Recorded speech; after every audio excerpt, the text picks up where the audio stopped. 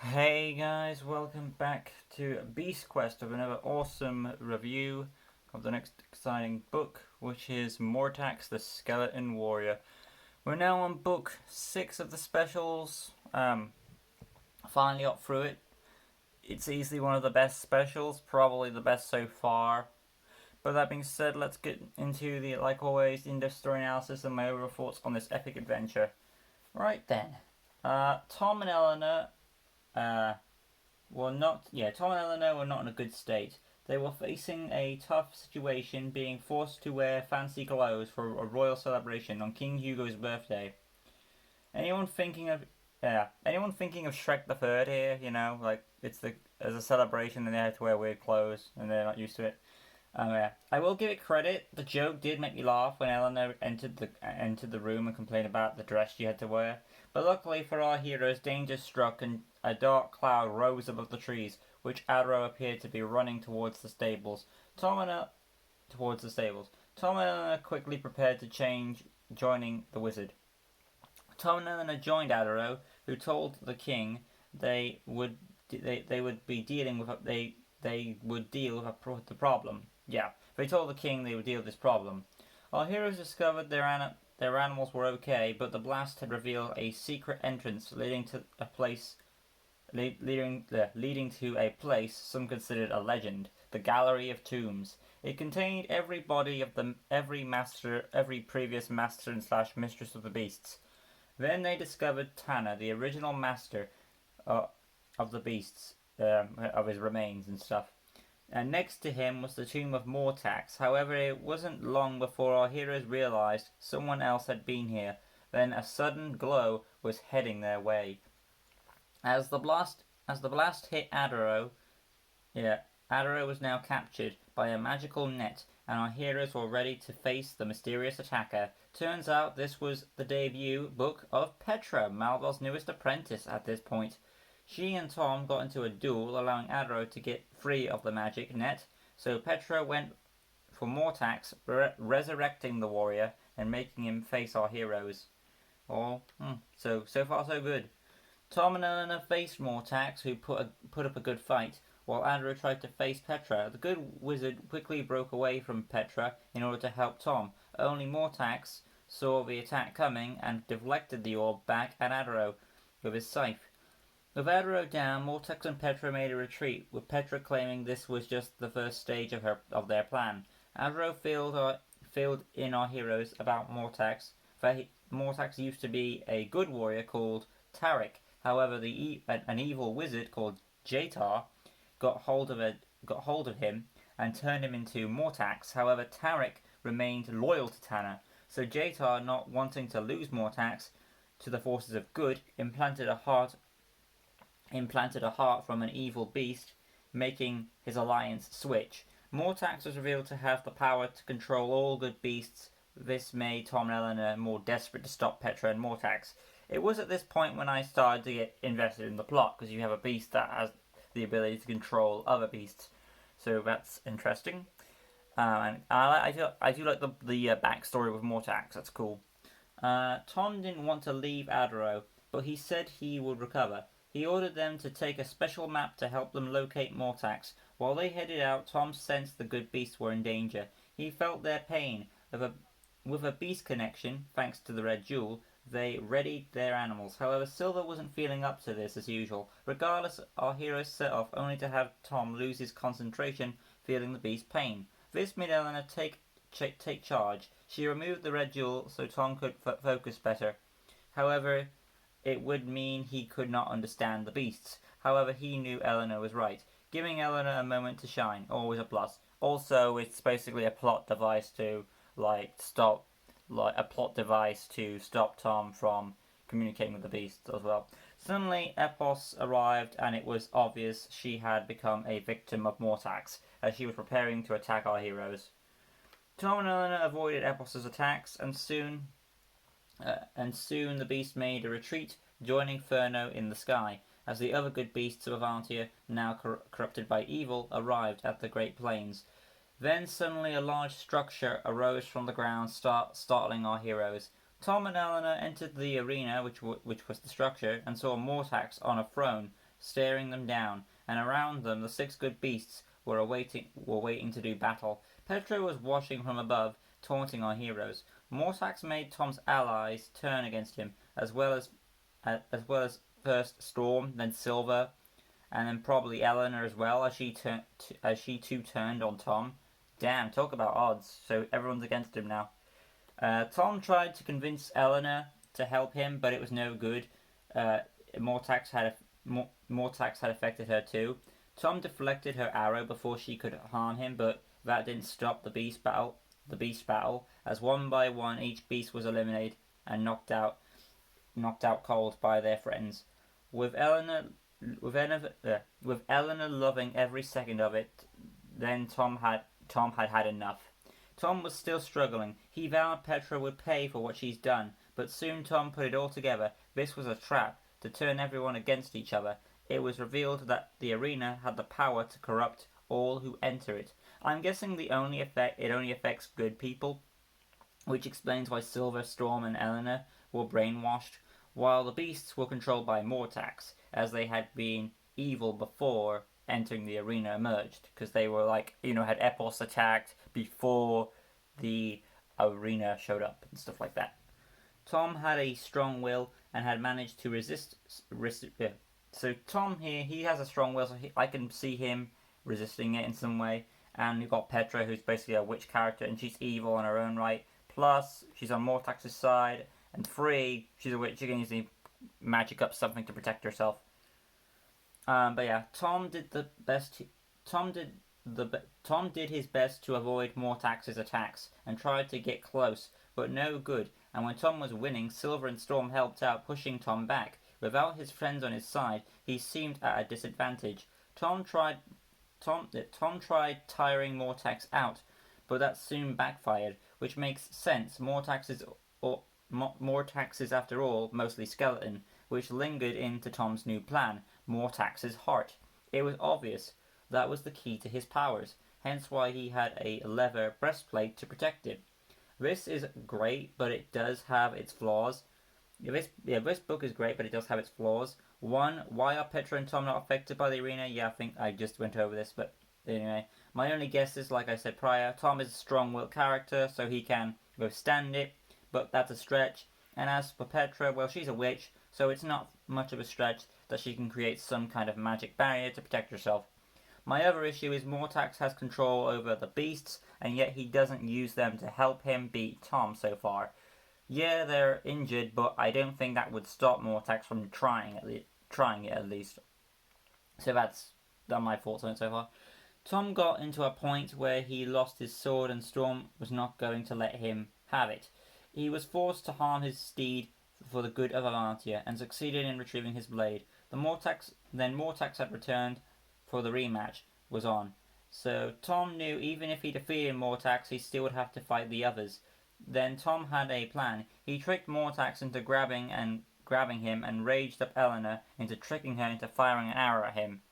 Kinda saw this coming where he would trick Eleanor to helping him in a way. Tom timed it just right and made the arrow hit Mortaxe in the eye, giving Tom the escape he needed. He lured Mortaxe to a section of the wall where, again, timing it just right, caused Mortaxe to get his weapon stuck. Tom then swung his sword, chopping off Mortaxe's blade-wielding arm, leaving the scythe embedded in the wall. It didn't take long for Tom to free the scythe and use it against Mortaxe, ripping off the leather vest and allowing Tom to finish off Mortaxe by ripping out his heart. Of course. But now he would have to face the 6 beasts of Avantia. Actually, the beasts were not going after Tom, but trying to break free from the arena. Makes sense. With Mortaxe defeated, the beasts would no longer be under Mortaxe's control. Because, yeah, you could say the arena controlled them, but remember, it was Mortaxe controlling the beasts. He controlled them, so they were able to get out of it. And since they're destroying the arena, well, we'll go there. So yeah. So the beasts were not going after Tom. Like I said, they are trying to break free from the arena. They destroyed the arena, freeing Eleanor and the animals from the arena's spell and forcing Petra into a retreat as the arena exploded, along with the remnants of Mortaxe. So as the good beasts destroyed the arena, it weakened the spell on Eleanor and Silver and Storm, and they were saved too, forcing Petra to retreat. Everyone was sent back to the palace as our heroes said farewell to the beasts. Alro showed up, explaining that despite Mortaxe's defeat, Petra would probably return, which of course she will. Eleanor returned the ruby, which was basically that was basically done for plot reasons, like, oh, let's take this jewel away so Tom can't try and convince the good beast to go back to him. That's basically that's basically behind the scenes probably why they did that, because literally it's never brought up again. She did forget everything that had happened. Adro showed them they had reclaimed Mortax's remains and resealed them away. Tom thinking one day he'd be there. Then later Taladon appeared, asking how his day was, and Tom just shrugged it off, saying, wasn't a big problem, something like that. But yeah, there was Mortaxe the Skeleton Warrior, and easy peasy, it is the best special so far. No comment there.